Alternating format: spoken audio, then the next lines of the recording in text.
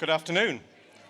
It's quite cool in here today, but I'm going to make it really warm now by starting up a game engine. I've been working on that one all morning. This is a piece of work we've been working on with Tesco for the last few months. I guess it's our first inroad into game design, so we were quite excited about the project and obviously quite keen to share some of the lessons learned as well. So I'm going to show you a demo of the project, I hope, if it works for us, which I'm sure it will. But also I'll just start off with a bit of background about some of the insights that we've learned along that journey, I guess, of actually getting to an end point of the actual finished game. First of all, gameplay. I mean, how many gamers have we got here? Game players. Young, old, mostly young. I can see some Generation Y in amongst the audience here. It's play. I mean, that is the main thing we're talking about here, is play. Now, play is something we do voluntarily. Learning is something which is often forced on us. And this is I think this is one of the things we're trying to battle with when we're putting games together. It's something that's been on our mind, is how can we integrate those two concepts and make people voluntarily want to do learning. But it's not just about young people. It's about everybody. And I think there's a lot of I wouldn't say it's fear, but fear maybe that only certain people within an organization will actually get games and learn from them. Well, that is not the case. I'm certainly one for research, and there's a bit of research that this has been done, I think it was the University of California, where they took a group of 60-year-olds and they got them to play video games for 12 hours a month. They significantly improved their multitasking abilities to a point where they were greater than 20-year-olds who's only just started playing that same game. And those abilities actually were retained over time. So rock on the Silver Surfers. You know, it's about everyone can actually benefit from game design. There's a lot of hype about games. You've probably heard it at every stand that you've been to today. This is a really interesting prediction way back in 2012. Gartner, a big analysis organization, predicted by this year, 40% of organizations would be using games as the primary vehicle. Now, interestingly enough, 2 months later, they revised that slightly. So, well, actually, we predict that there might be a glut of games, and actually, it's the design quality which is actually going to make things not achieve that sort of level. And I think this is really important. I think we've been through so many cycles of innovation in the learning space. Certainly, us as learning designers have seen so many of these new exciting initiatives. But I think this time I'd really make a plea that we use it sensibly, we don't over-engineer it, and we use it where it's fit for purpose. And just try and quell some of the excitement that's driving it forward.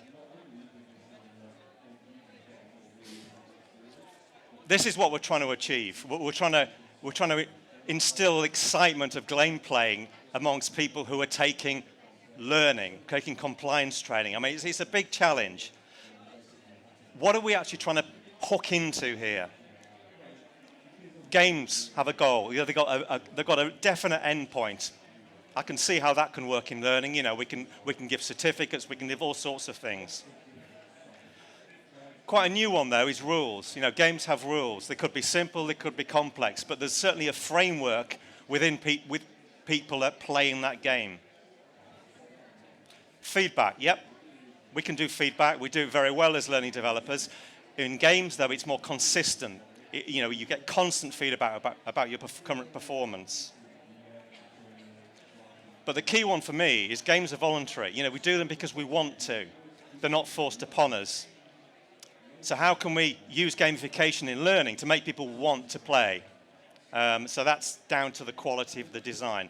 But really, overarching everything is giving learners the willingness to try new behaviors. We're creating an environment with all those things, rules, feedback, and a great place to actually practice stuff which they can't do in any other way. And this is really where the exciting stuff is going to happen. But there are certain things which games are not, or gamification is not. It's certainly not new. In the 7th century, I believe, there was a board game which I think the Greeks used to plan battles. You know, it's been around for quite a while. It can be easy, but it can be extremely difficult and extremely expensive. We need to choose where on that scale we want to start out. It's not foreign. In essence, it's good learning design. All the skills which we've got already apply to good gamification. It's not just about badges and medals. There is a lot more, as we'll see in a couple of slides' time. There's a lot more in our toolkit, if you like, that we can actually use to incorporate into the games we're going to make. It's not trivial. It can actually put people in very stressful situations in this safe environment and actually make people very attentive to what they're doing. So it certainly is not trivialization of the learning experience. But it's not a panacea, as I've said already. We should really add it to the toolkit, but use it where it's fit for purpose, where we're going to get the ROI that we're looking for. Don't add the boom.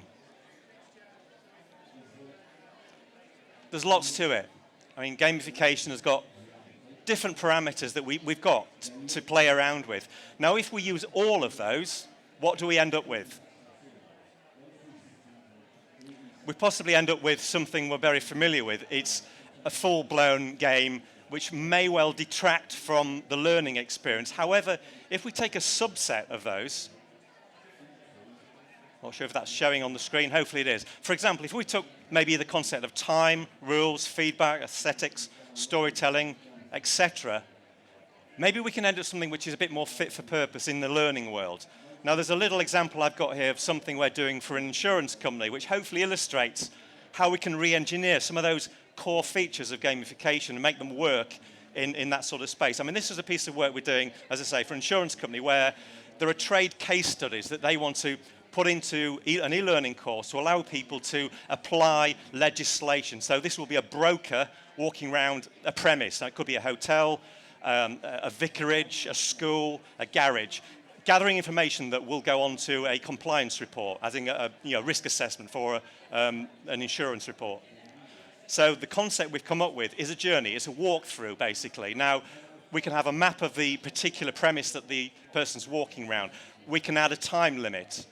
We can add rules saying, well, you can walk forward and you can walk back, but if you walk back, you'll be penalized. You might lose points, etc. So a subtle element of rules coming in.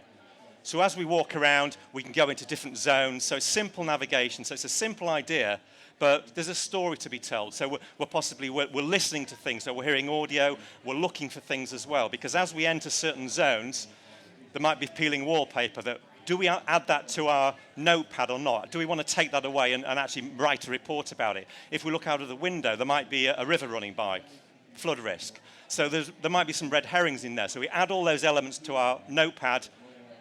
When we get to the end, we can revisit that notepad and then decide how we're going to write the report. So now we're actually applying what we've actually gathered in terms of evidence. And we then can compare that to best practice. So this is a model we're hoping to reuse in many different situations, as I say, in a garage, in a school, to kind of trying to bring to life compliance, if you like, in a subtle game format. Not using everything that's in the toolkit, but using certain elements. And that's, I think, is a great place to start with gamification. There are two major types of gamification. I think Carl Kapp is quite strong on some of the underlying principles surrounding these things. Content gamification, if anyone plays Doom, plays Minecraft, plays any of the big multiplayer games, that's true content gamification, where the game isn't just the interface to the content, it's everything, it's everywhere. Everywhere you go, you're in a game environment. Big budget, multi-immersive, multiplayer, complex game design. Something which might be more feasible for us as learning designers, though, is what's called structural gamification. Now, this is really where the game itself is more limited to the interface, to the navigation. The game, the actual learning content might be quite traditional exercises sitting underneath. And this is where we've thought about the game we've done for Tesco, which we're going to see shortly. So that, as I say, structural is probably easier to create, and it might be a better starting point rather than thinking about something more complex. There is some sort of pushback against games. Anyone experience anything in their own organization where people are a little bit nervous about introducing games to the learners. Yeah? It is a risk. But why do people play games? Why do people spend so long playing games? They're bored. So rather than fight this boredom, why not give them something that they want to do when they're bored? You know, it makes so much sense. You know, give them a game because they'll play it. Because a lot of the time when they're doing learning, they're bored. They've got downtime in their day job. Games have just got real viability, I think, as filling that gap, re-energizing people. So we shouldn't be afraid of using them where they're fit for purpose. So now some underlying principles. I think I've got 4 of them now just to look through before we look at the game itself. You know, what can we do? How can we harness the power of games to create learners that look like that? Well, maybe I think he's been playing games for a little too long, actually, probably at night as well. So yeah, but you know, within reason, what can we do? What's underlying some of the principles? Now, you may be familiar with flow, which is this Csikszentmihalyi, which is always a difficult one to get out. He talks about optimal flow, the flow experience, which is really, really significant when we're talking about game design. I mean, what he means here is that, you know, if we can maintain people in this state between boredom and anxiety as their skill increases, we're actually replicating something that athletes do, that artists do. They get into this state where they forget to eat, where they lose track of time. I mean, what an amazing achievement if we can design e-learning when people say, gosh, I missed lunch. You know, I was that enthralled by my learning. Anxiety and boredom, you know, can we keep people bouncing between these two? You know, it's an interesting thing to have at the back of your mind when you're actually designing these sort of gamified experiences. You know, can we do it? The next thing is, games don't end necessarily. You know, that's the hook. That's why people spend money on them and keep coming back. Think of a typical e-learning course. Generally, there's an end point, and there may be some resources to look at, but there's no real engagement to come back and do it again so much. With games, though, quite often it's a circular experience. You know, there might be a leaderboard that you want to beat yourself, you want to beat someone else, you want to go to the next level. It's a circular thing. You know, it doesn't end. It keeps coming back. We're lengthening the learning experience. And I'm just going to show you an example from a very trusted source, just to give you an example of what that looks like. And there are loads of examples of this on the internet. I mean, the Daily Mail has this quite interesting sort of data map of usage of their online newspaper, showing where stories are being read, global traffic, particular stories where they've been read the most. I mean, really quite fascinating stuff. I mean, this is big data at its best, really. But you know, every news story that comes out, you think, gosh, I wonder where that's hot. You know, that situation that's happening in Australia. Are people in Australia reading it? Well, no, they're reading it in China. I wonder why that is. You know, really, really interesting. Keeps you coming back day after day. That's a really powerful technique.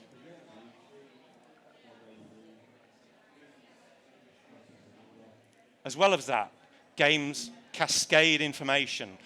It's called progressive disclosure. You know, we don't see everything at the start. You know, we don't actually read any objectives. We just get thrown into something of which we're not sure where we're going. We're not sure what's around the next corner. It is like a maze because we don't really know which way we're going to turn. That's part of the enticement of games, I think. And there are loads of examples of this as well online. Have a look. This is one. So think about progressive disclosure when you're putting content together. Don't give people everything on a plate. For example, this is, I think it's a global rich list. So what I do here, I enter my location. So I'm UK pound. My annual net income, now I'm going to give something away here. I'm like £15,000, thank you very much. Show my results. I don't really know what I'm doing yet until I see the results. And quite incredibly, I'm in the top 4% worldwide of earners, which is quite incredible. Now, that's progressive disclosure, and it can go on and on. So we could further refine that data through different questions. Now, that's quite enticing because, you know, again, I'm not seeing it on a plate. I'm actually going up levels, if you like, as I go through the experience. Think about that sort of design as well when you're putting game experiences together. Finally, inspiration, or the buzzword for today, gamespiraation. I came up with that one. There are some really good examples of game design on the web. I'm going to show you two here. I've got a link to this at the end, so you don't need to take any notes, so you can check out some of these. I'm going to show you something extremely simple and something extremely complex. You may have seen this. I think this is on one of the Articulate forums. It's the most simple game I think I've ever seen. As I say simple, there's no text in it. It's 3 slides of storyline, but I don't know what to do I? But I want to go through that door. I don't know why, but I do. So click on the door. Oh, right, okay, it's locked. What do I do? Well, go left or right. Let's go right. What's that all about? No idea. Well, there's a bit of paper there. Okay, the key's in the safe. Where's the safe? Maybe it's this way. Ah, well, no, it isn't. Right, what happens there? There's the safe. The safe needs a combination. Did I see a combination somewhere? Possibly. Let's just go back. Right, so is that the combination? Possibly, let's try that. If I can do this, let's go round.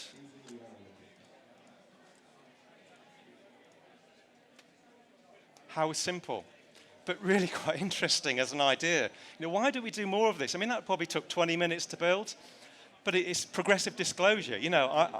I'm having to actually think. I'm having to actually apply something, remember things. It's what kids do all the time when they're playing games. And it's really quite simple but powerful technique. Use it. Something a little bit more complex. This is a game called Spent. It's free. It's online. I think it's more of the American site, but it really is showing you how little money some people have. So you're given a budget that you are spending as you go through the game. So I think I get $1,000, which is quite a normal income for a lot of people in the States. I need to find a job, so maybe I want to work I'll take the job in the restaurant. That's my weekly pay, thank you very much. And as we go through, my income goes down because various things happen to me. I need medical insurance. I maybe got to pay some bills. But again, it's progressive disclosure, really, really powerful stuff. I need a place to live. Further issues have been introduced as I go through it. So, hey, gosh, things are going down quite quickly now. Okay, my apartment's too small. I need to rent a unit. Oh, gosh, that's really... I'm going to ignore that call. I don't know what it's about. Okay, I'm being chased for payment now. And this is really powerful stuff. It's storytelling. It's just little snippets of information. Take my chances on the car. Etc., etc. Just play it. It's great. You get down to zero, basically, end up on the street. But rather than just saying it as it is, you've been through that journey that some poor individual goes through day after day. Really, really powerful. Complex stuff to build, I'm sure, but there's lots of ideas to be had. So, what have we done? We've built a compliance game for Tesco. And it's been a really interesting journey. Tesco came to us with a problem with fire safety for managers, deputy managers. Compliance was a little bit of an issue. Completions of the annual fire safety certificate was an issue for them in many situations. So this was an absolute must for managers and deputies. The existing material they were putting out there just wasn't being completed, even though this was compliance. The completions were down significantly. Something had to be done. Extremely time-poor people, but most interestingly, it was extremely competitive. Now that kind of flicked a switch, and we said, well, game. A game would really work in this situation. Competitive people, time-poor, and it needs a complete change in what they've seen in the past. All they were interested in was the core behaviors. We need to just focus on the core 10 behaviors that these managers need to do regularly. Not the knowledge, just the behaviors. So it's a short, sharp treatment. Now, what we've actually put together here is effectively a game engine. I've tried to illustrate it in graphics here to make it less techy.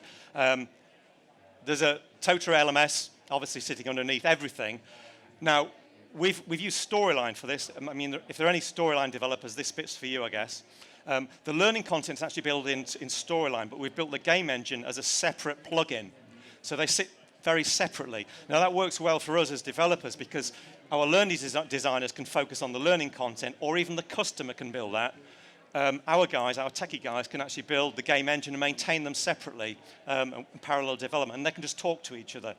So there's a lot of overlap in terms of communication, but it works extremely well.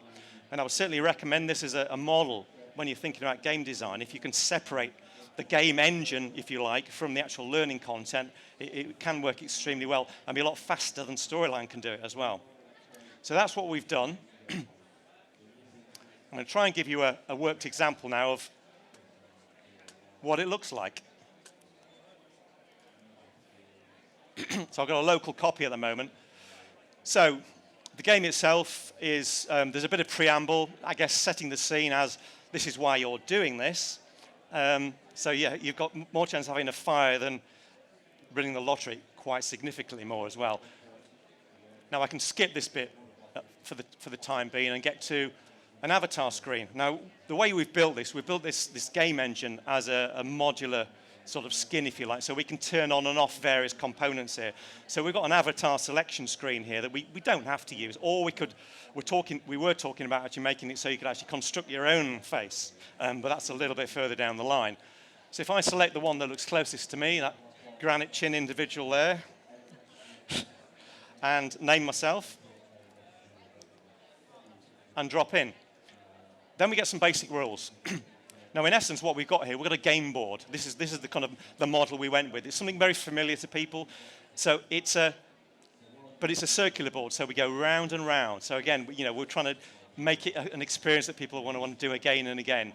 As we cross various squares, we can unlock an activity. For example, here, as we take an activity, we get a badge, bronze, silver, or gold. And we can take activities again and again if we want to improve our score. There are also random events that happen as well as we go around, so we can have time penalties added or taken away.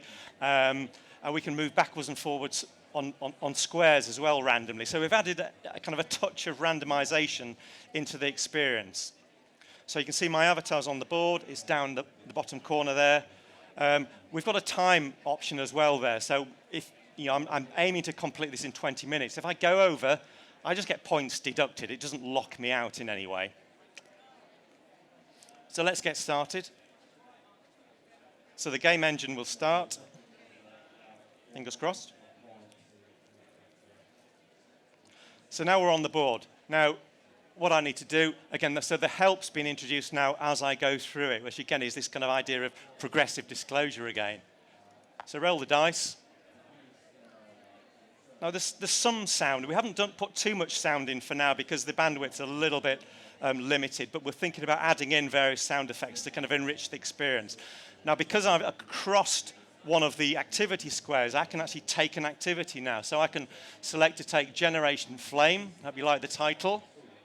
There's a bit of quirkiness in there as well. So I want to go for Golden's activity, which is all about the simplicity of which items belong on this specific fire report. So as they roll in front of me, I need to select the right ones. Now, it's not rocket science, but the fact is that they're just not doing it. So I don't think it's the fondue set. It's probably that. It's probably the safety lights, fire bucket. No, it's not that. Fire blanket, fire exit. So once I've done that, so that's part one of this activity for managers is which things should you be monitoring. So you can see the simplicity of these behaviors now, and then it really is how often do you need to check these things, and that's all we're actually looking at here is behavioral stuff. Sprinklers, weekly, fire extinguishers, no, that was monthly. Daily for those, no, I'm purposely getting it wrong, of course. Monthly for those, yep. Fire buckets, I would say weekly, apparently, yeah. Fire blankets, monthly. fire exits monthly. Once I've got this, I didn't actually pass that time, however, I can take it again at a later date if I want to. I then go back to the board and I carry on my journey. As I say, we've got various random activities going on here, so this is going to add or take away places, so I move backwards and forwards. In that case, I jump forward a space. Now, this is truly random, so as I roll the dice, I am getting a random number here, so I don't know what's going to happen. Now, if I had landed on that square, that throws me a random spanner in the works, as in, there's a fire. What are you going to do now? That's not a scored activity, but again, it's just adding a bit of chance to the whole experience. And it goes on. So we're really quite excited about this. It's a reusable game engine that we are talking to other organizations about reconfiguring that board and making it into, well, we're talking about a snakes and ladders type journey. I think someone wants a desert island, but it's almost like a spiral that you go up. So it is fully configurable with underlying learning content being developed separately. So it's something which we're really keen to explore. So that's our game engine to date. When they get to the end, they get a summary, badges. This all gets sent back to the LMS as well. But also, we like the idea, and this is explained in the intro, we like the idea of a certificate, but almost like a newspaper article with their avatar on it, with their name saying, whoever saved the store, and then feedback according to how they performed in this newsletter with some action points as well. So again, it's a branded thing that hopefully managers will be quite proud to take away. Now, the sorts of things, we've learned a lot. It's been a really interesting journey. And you'll have seen some of these things in action. Some of the key things are shown here. I mean, for us, it was how random to make it. How much would we want the randomization to actually get in the way of learning? So that's been quite delicate to make sure they can throw a dice, but it's not actually frustrating them how random the whole thing is. It's really, we think it's quite key to introduce help along the journey. So don't bombard them with lots of information at the start. Just let them get in there. Get them rolling that dice after 2 clicks maximum. Make the endpoint actually quite attractive. Make it visual. Make it something which they're actually going to be quite proud to get to. Scoring is a really interesting one as well. You don't want to make it impossible, so you want to make it quite hard for people to fail, but you don't want to make it hard for people to get maximum as well. So again, we iterated through a number of scoring mechanisms to make it something that provided a good spread, I guess, of learner scores. You need content. You need real content to play with, because there's a lot of innovation that's gone into play here. So we've certainly gone through a number of iterations to get things right, and you need real content to make sure that the learning content and the look and feel maps onto the design of the game quite well, because it does matter. The look and feel really matters. That's something we found. It needs to look like the games people play elsewhere. So spend time on design. And rules as well. For a 10-minute game, I would say you want 2 or 3 rules max. Any more than that, and it's like, I'm only going to spend 10 minutes on this, and you give me a list of 20 rules. Just make it simple. You need to achieve X. You need to get to this point here. There's this challenge along the way. Get going. What next? Well, one thing we haven't got yet is competition, collaboration. So yeah, in that sort of spirit, we're thinking about how we can introduce that. And leaderboards are the obvious way to go. So we have thought quite hard about this. I've sort of done a little bit of digging about what they're good for and what they're not so good for. They certainly give people a sense of what's achievable. If they see a good score on a leaderboard, say, wow, I want to be there.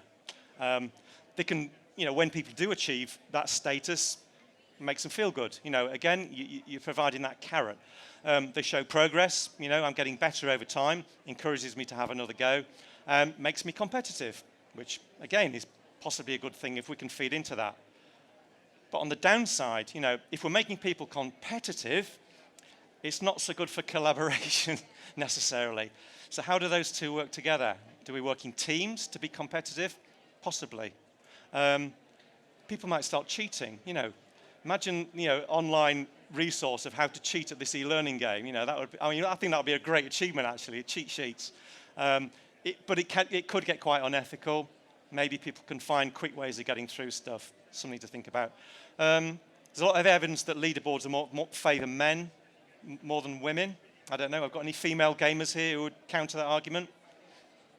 Okay, we'll stick with that one then. So maybe we're actually only focusing on a few individuals for a short amount of time.